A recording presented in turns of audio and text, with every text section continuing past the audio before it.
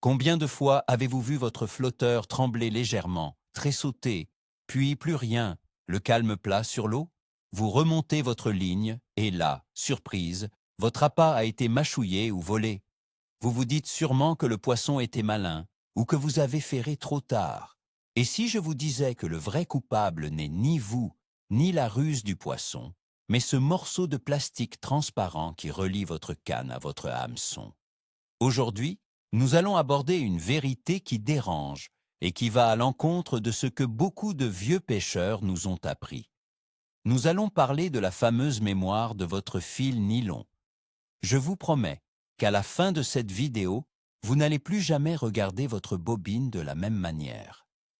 Vous allez découvrir pourquoi ces petites boucles dans votre fil vous coûtent vos plus belles prises depuis des années. Alors, soyez honnête, dites-moi dans les commentaires, est-ce que votre fil ressemble à un ressort quand vous le déroulez? Il faut bien comprendre d'où vient ce problème pour pouvoir le régler. Dans le monde de la pêche, nous avons tous hérité de certaines habitudes tenaces. L'une d'entre elles consiste à acheter une grosse bobine de nylon, à remplir son moulinet à ras-bord et à laisser ce fil vieillir tranquillement au fond du garage pendant 2, 3, voire 4 saisons. On se dit que tant que le fil ne casse pas entre nos mains, il est encore bon pour le service. Après tout, c'est ce que faisaient nos grands-pères, et ils ramenaient du poisson. Mais le matériel a évolué, et surtout, la pression de pêche a rendu les poissons beaucoup plus éduqués et méfiants. Le nylon est un matériau plastique qui possède une mémoire de forme. S'il reste enroulé sous tension autour d'un cylindre pendant des mois, il garde cette forme incurvée. C'est un phénomène physique naturel, mais c'est aussi le pire ennemi de la détection des touches. Beaucoup de pêcheurs continuent de faire la même erreur, saison après saison, persuadés que le fil va se tendre miraculeusement une fois dans l'eau. C'est une illusion qui coûte cher en bord de l'eau. Imaginez un peu la scène pour bien visualiser le problème. Vous arrivez au bord de l'eau. Il est très tôt le matin. La brume flotte encore au-dessus de la surface du lac et vous avez cette sensation au fond de vous que la journée va être exceptionnelle. Vous sortez votre canne de son fourreau, vous installez votre moulinet avec soin et vous commencez à faire passer le fil à travers les anneaux. Et là, c'est le drame visuel.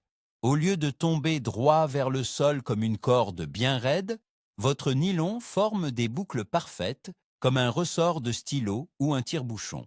C'est exactement ce qu'on appelle la mémoire du fil. Pendant des mois de stockage inactif, ce nylon est resté enroulé très serré sur la bobine de votre moulinet. Il a littéralement épousé et mémorisé la forme de son support cylindrique.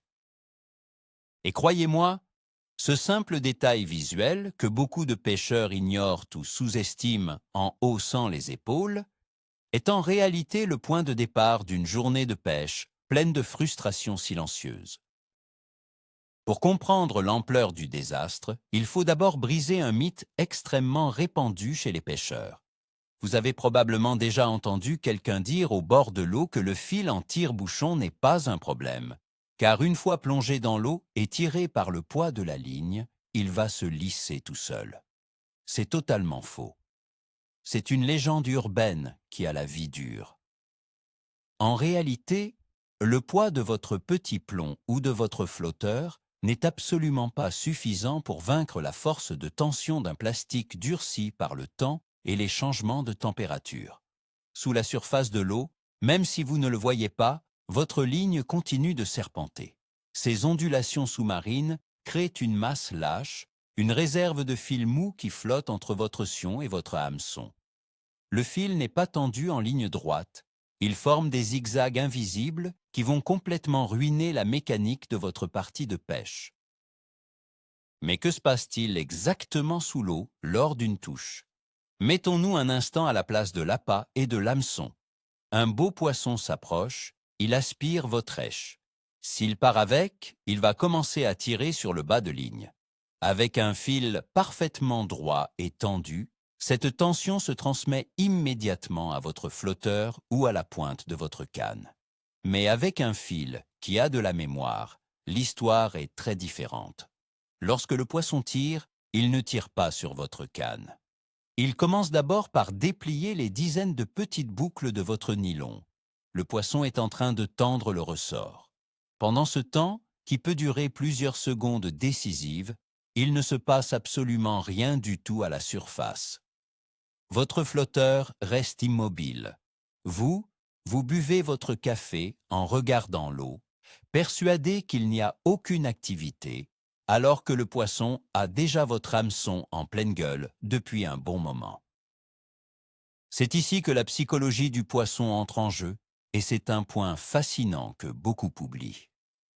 Un gros poisson blanc, comme une belle brème ou une carpe sauvage, est une créature extrêmement méfiante. Elle a survécu parce qu'elle sait analyser son environnement. Quand ce poisson aspire votre appât, il s'attend à ce que ce soit libre, naturel. Or, en dépliant les boucles de votre nylon à mémoire, le poisson va ressentir une tension élastique, une petite résistance anormale qui grandit à mesure que le ressort se tend. Le poisson n'est pas stupide. Dès qu'il sent cette force qui tire en sens inverse, bien avant que la tension n'arrive jusqu'à votre canne, il panique. Il comprend qu'il y a un piège et il recrache tout instantanément. C'est pour cela que vous retrouvez parfois vos asticots écrasés sans avoir vu la moindre touche franche. Le fil élastique a trahi votre piège. Prenons le cas précis de la pêche au flotteur, une technique où la sensibilité est reine. Vous êtes installé sur une berge tranquille, vous avez minutieusement équilibré votre flotteur pour qu'il ne dépasse que de quelques millimètres. Vous pensez être au sommet de la précision. Pourtant, si le fil entre le flotteur et votre canne forme des spires sur l'eau, vous avez perdu le contrôle de la ferrée. Quand le poisson va enfin tirer assez fort pour faire couler le flotteur, vous allez lever votre canne pour ferrer. Mais votre geste va d'abord servir à absorber tout le fil mou qui flotte en boucles à la surface. Le temps que votre ligne se tende réellement et que la pointe de l'hameçon pénètre la lèvre du poisson, ce dernier aura eu une fraction de seconde supplémentaire pour recracher. Un ferrage avec un fil détendu manque cruellement de puissance et de rapidité. C'est mathématique, c'est de la géométrie pure. La situation est encore plus critique si vous pratiquez la pêche au feeder ou la pêche à la plombée. Dans ces techniques, on se repose entièrement sur la flexion du sion, ce petit bout de canne ultra sensible, pour détecter la touche. L'idée est d'avoir une ligne tendue au maximum entre le plomb posé au fond et le sion. Si votre nylon sort du moulinet en formant de grandes spirales, le vent et le courant vont s'engouffrer dans ces boucles.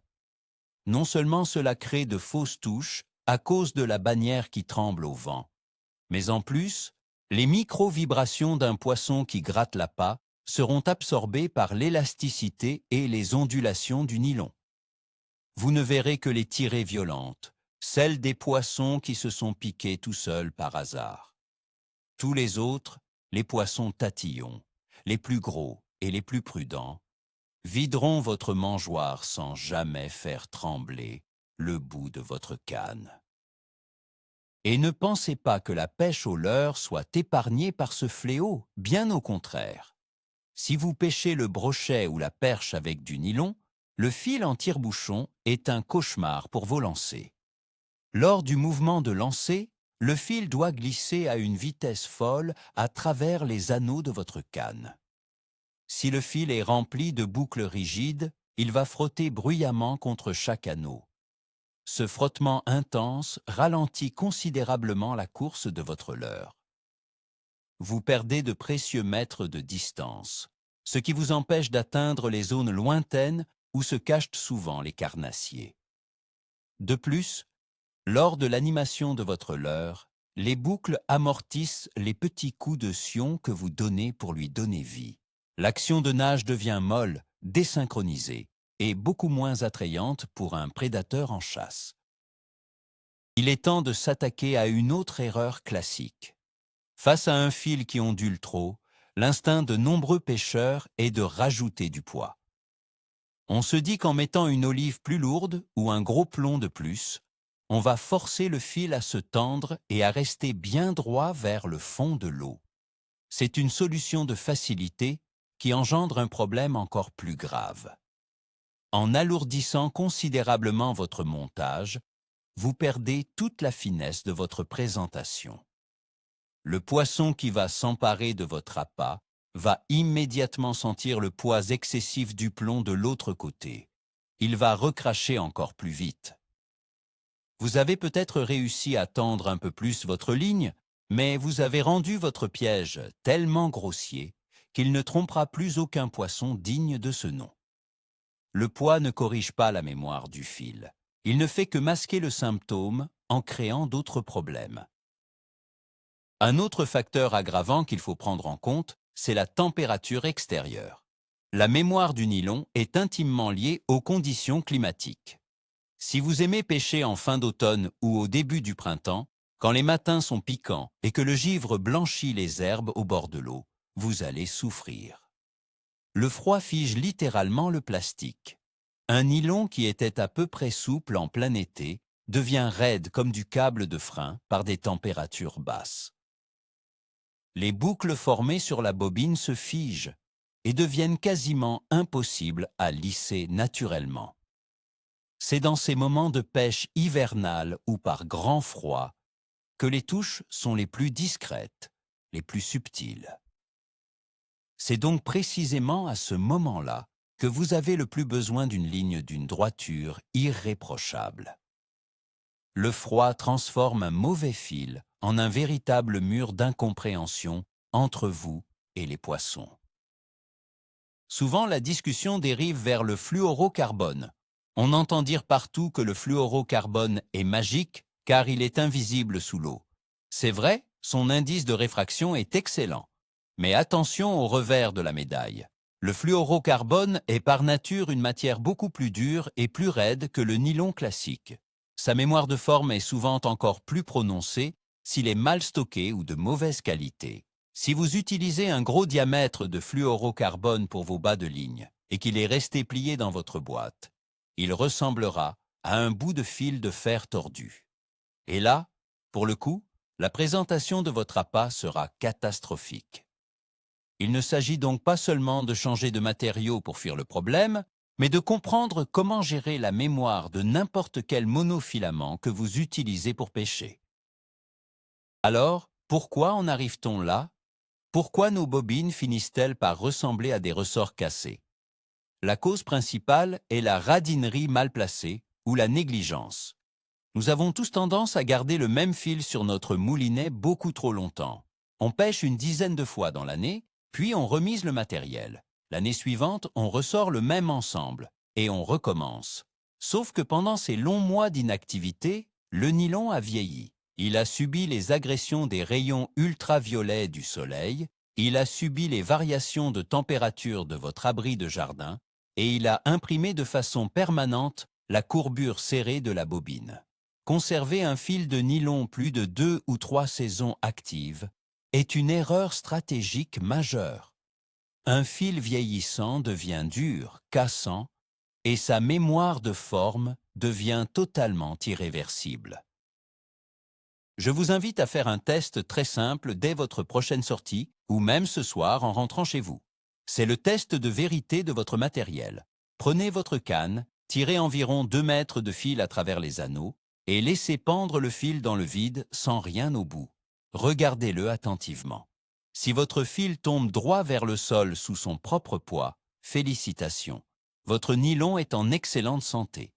Mais s'il remonte sur lui-même, s'il forme de larges spirales capricieuses qui refusent de se détendre, vous avez un gros problème. Prenez ensuite ce fil entre vos 2 mains, tirez fermement dessus pour le tendre au maximum, puis relâchez brusquement la tension. S'il reprend immédiatement sa forme en tire-bouchon, il est grand temps de prendre des mesures drastiques, car ce fil est en train de ruiner vos parties de pêche en toute discrétion. Il faut bien réaliser le coût réel de cette négligence. On ne parle pas seulement de rater un petit gardon de temps en temps. On parle de ces touches inespérées, celles du poisson de votre vie, la carpe massive ou le cendre majestueux qui traîne autour de votre cou une fois par saison. Ces poissons trophées ne font pas d'erreur. S'ils sentent la moindre résistance anormale de votre ressort de nylon, l'opportunité s'évapore en un quart de seconde. Combien de poissons exceptionnels avez-vous perdu sans même avoir eu la chance de voir le flotteur couler franchement? Pensez à l'investissement global de votre passion. Le permis de pêche, le carburant pour aller au bord de l'eau, le prix des appâts, des amorces, de votre canne haut de gamme. Tout cet investissement financier et personnel dépend finalement d'un fil de plastique qui coûte moins de 10 € la bobine. C'est absurde de tout gâcher à ce niveau-là. Parlons d'une situation vécue par tous. Vous êtes installé sur une berge, l'endroit est superbe. À une dizaine de mètres de vous, il y a un autre pêcheur. Vous avez le même appât, vous pêchez à la même distance, dans la même profondeur d'eau. Pourtant, lui, il enchaîne les prises. Son sion plie régulièrement, son épuisette touche l'eau toutes les demi-heures. Vous êtes bloqué avec le fameux syndrome du flotteur qui tressaille sans jamais couler. Vous allez peut-être penser qu'il a ajouté un attractif secret dans son amorce. Vous allez douter de vous. Mais si vous regardez de plus près, la vérité est souvent mécanique. Regardez sa ligne quand il sort son montage de l'eau. Son fil est probablement d'une souplesse absolue, tombant droit comme un fil à plomb. Il a un contact direct et parfait avec ce qui se passe au fond de l'eau. Il ne pêche pas mieux que vous, il pêche plus juste. Heureusement, il existe des solutions de terrain très simples pour contrer ce phénomène avant de commencer votre journée. L'une des techniques les plus vieilles et les plus efficaces consiste tout simplement à étirer son fil avant le premier lancer. C'est un geste que les compétiteurs font machinalement. Avant de mettre un hameçon, accrochez l'extrémité de votre ligne à un point fixe solide, comme un arbre au bord de l'eau ou un piquet de clôture.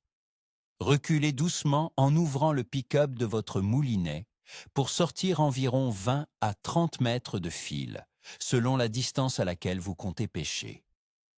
Fermez le moulinet et tirez fermement sur la canne pour mettre la ligne en forte tension pendant quelques secondes, sans pour autant la casser. Cette tension mécanique soutenue va casser la mémoire immédiate du plastique et réaligner les molécules du nylon. Vous verrez, le changement de souplesse est immédiat et spectaculaire. Il y a aussi une astuce préventive incontournable quand on décide enfin d'acheter du fil neuf et de remplir son moulinet à la maison. Ne bobinez jamais un nylon à sec. C'est la pire chose à faire car la friction chauffe le fil et lui imprime la forme de la bobine dès la première seconde. Prenez un récipient, remplissez-le d'eau tiède, presque chaude, mais surtout pas bouillante. Plongez-y votre bobine de fil neuf et laissez-la tremper pendant au moins une bonne heure. L'eau tiède va ramollir le nylon et détendre complètement la mémoire d'usine du fil. Ensuite, passez le fil dans le premier anneau de votre canne, fixez-le sur le moulinet et rembobinez en gardant une légère tension avec un chiffon humide, pendant que la bobine d'origine barbote dans l'eau. Votre fil se mettra en place de façon optimale, lisse et souple, prêt pour le combat sans aucun effet ressort. Mais il faut aussi savoir regarder la vérité en face. Parfois, l'étirement ou l'eau chaude ne suffisent bien plus. Quand un nylon a passé 3 saisons entières au fond d'une cave, exposé aux variations d'humidité et à la chaleur estivale, sa structure moléculaire est définitivement altérée. Le plastique est cuit. Dans ce cas, il n'y a pas de remède miracle. Il faut savoir jeter son fil à la poubelle. Ne soyez pas sentimentaux avec votre nylon. C'est un consommable de pêche, au même titre que vos asticots ou votre amorce. Dévidez entièrement votre moulinet, jetez ce vieux fil jaune et durci au recyclage et offrez-vous une bobine neuve. Le sentiment de pêcher avec une ligne fraîche, souple, qui file dans les anneaux sans le moindre bruit et qui se pose sur l'eau avec une délicatesse absolue, vaut largement le prix d'un café et d'un croissant. C'est un investissement minime pour un retour sur investissement colossal en termes de plaisir et de résultats. C'est aussi le moment idéal pour remettre en question le diamètre du fil que vous utilisez. Une autre loi de la physique de la pêche nous dit que plus un fil de nylon est épais, plus sa mémoire de forme sera forte et difficile à combattre. Beaucoup de pêcheurs débutants ou occasionnels choisissent des nylons très gros, par peur de casser sur un beau poisson. C'est un réflexe de prudence compréhensible, mais souvent contre-productif. Pêcher un petit lac tranquille avec un fil énorme garantit un effet tire-bouchon massif. En affinant vos lignes, en passant d'un gros diamètre à une taille plus fine et adaptée, vous gagnez énormément en souplesse. La ligne sera beaucoup plus droite, votre présentation sera nettement plus discrète et surtout, votre détection de touche redeviendra chirurgicale. Les matériels modernes sont très résistants. Faites confiance à l'élasticité de votre canne plutôt qu'à l'épaisseur excessive de votre fil. Il ne faut jamais sous-estimer l'importance des derniers centimètres de votre montage, c'est-à-dire votre bas de ligne. C'est la zone critique, celle qui entre en contact direct avec la gueule du poisson. Même si votre corps de ligne est parfait, si votre bas de ligne a été conservé roulé en boule dans votre poche et ressemble à une queue de cochon, tout est perdu. Utilisez toujours des plioirs adaptés pour stocker vos bas de ligne bien droits. Si vous constatez la moindre ondulation persistante sur le fil qui porte votre hameçon, changez-le immédiatement, sans hésiter. Un bas de ligne raide et tordu rendra la nage de votre appât totalement artificielle. Le moindre ver de terre ou grain de maïs aura l'air d'être monté sur un ressort métallique. Les poissons l'analyseront d'un coup d'œil et s'en détourneront sans même chercher à y goûter. L'exigence de droiture s'applique du moulinet jusqu'à la pointe de l'hameçon. La récompense de tous ces petits efforts est immense et c'est ce qui rend notre passion si addictive. Visualisez la scène finale, la bonne version cette fois-ci. Vous êtes revenu au bord de l'eau. Vous avez étiré votre ligne neuve, votre montage tombe droit, l'hameçon repose parfaitement au fond. Vous êtes en contact direct et absolu avec votre appât. Soudain, le flotteur s'enfonce franchement et sans hésitation d'un seul coup sec. Vous ferrez. Il n'y a plus ce temps mort élastique, plus de ressort à tendre. La puissance de votre poignet est transmise instantanément, au millième de seconde, à la pointe de l'hameçon. Le contact est lourd, direct, puissant. Vous sentez chaque coup de tête du poisson à travers le carbone de votre canne. C'est ça, la vraie pêche. C'est la connexion parfaite entre l'homme, le matériel et la nature. Une connexion qu'une simple ligne en tire-bouchon vous volait depuis bien trop longtemps. Voilà, nous avons fait le tour de cette erreur silencieuse qui hante les bordures de nos lacs et de nos rivières. Le vrai rebondissement de l'histoire, c'est de réaliser que pendant toutes ces années, ces touches ratées, ces journées sans poisson que vous mettiez sur le compte de la météo, de la lune ou de la chance, étaient très souvent liées à ce petit ressort de plastique que vous refusiez de changer. Comprendre l'impact de la mémoire de votre fil, c'est reprendre le contrôle total de vos parties de pêche. Cela va changer votre approche, affiner votre regard sur votre propre matériel et, je vous le garantis, vous faire mettre plus de poissons dans les puisettes. Merci d'avoir suivi cette vidéo jusqu'au bout. Si vous avez eu un déclic aujourd'hui et que vous êtes prêt à jeter vos vieux nylons, n'oubliez pas de vous abonner à la chaîne et de laisser un gros pouce bleu pour soutenir ce travail. Et surtout, prenez le temps de me répondre en commentaire. Après avoir vu cette vidéo, dans quel état est le fil qui se trouve actuellement sur votre moulinet principal? On en discute juste en dessous.